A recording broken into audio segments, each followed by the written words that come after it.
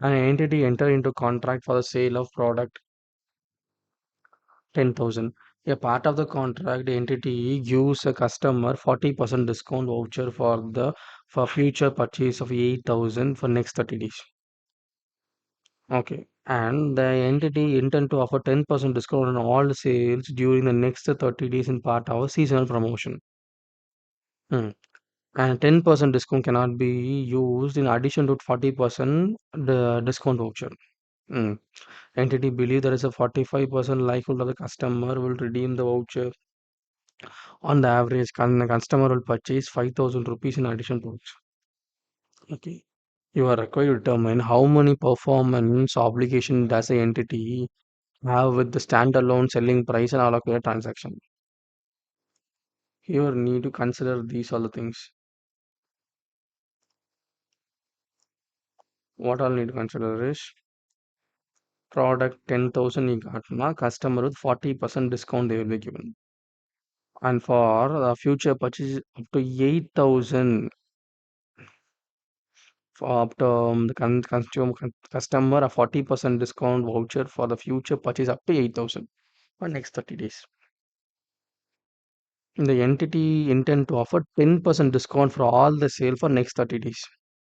A 10% discount cannot be used in addition to the 40% discount. Entity believes 70% likelihood of the customer will redeem the voucher on the average, and the customer will purchase 5,000 rupees additional product.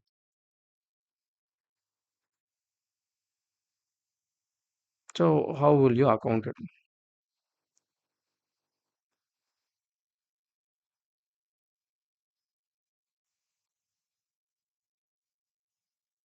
So, product 10,000. Discount voucher 10%. Discount voucher is 11,025. Totally 11,125. Performance obligation 10,000 divided by 11. How you got this 1125 is, you see, since all the customer will receive 10% discount on purchase during the next 30 days, yes. Only additional discount provided to the customer with the material right of incremental discount of 30% on the product purchase. The entity accounts for the promise of the provide incremental discount of separate performance obligation in the contract for a sale of product A. The entity believes 75% likelihood of customer will redeem the voucher on the average. Okay. The customer will purchase 5,000 in additional product. Okay. Subsequently, the entity estimate that a standalone selling price of the discount voucher is 1250. How 5,000 into 30 percentage into 75 percentage of the customer will buy. So 30 percentage, actually 40%. So 30% discount rate they're giving now. So some 5,000 into 30 percentage is 1,500. Other 75% is 117, the standalone selling price of product A and the discount voucher of reasonable allocator is 10,000. Transaction per. So product A 10,000, discount voucher 1125. So total is 11,025. Performance obligation is out of 10,000 11,500 is so for this 11,000 or 10,000 is 89.89 percentage. So 8,000 and discount voucher is 1111. Total amount is 10,000. The entity allocate 8989 for product A and recognize a revenue for the product A when the control is transferred. The entity allocates 11011 to the 1011 to the discount voucher and recognize a revenue for the voucher when the customer redeems it for the goods and service when it expires.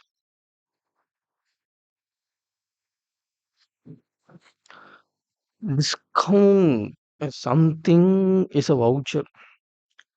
Hmm.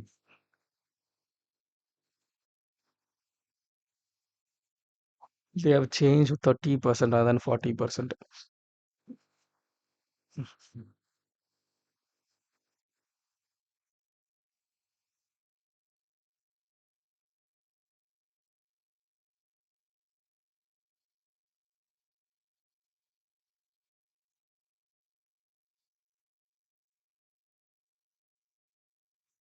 75 percentage, 40 percentage, 10 percentage.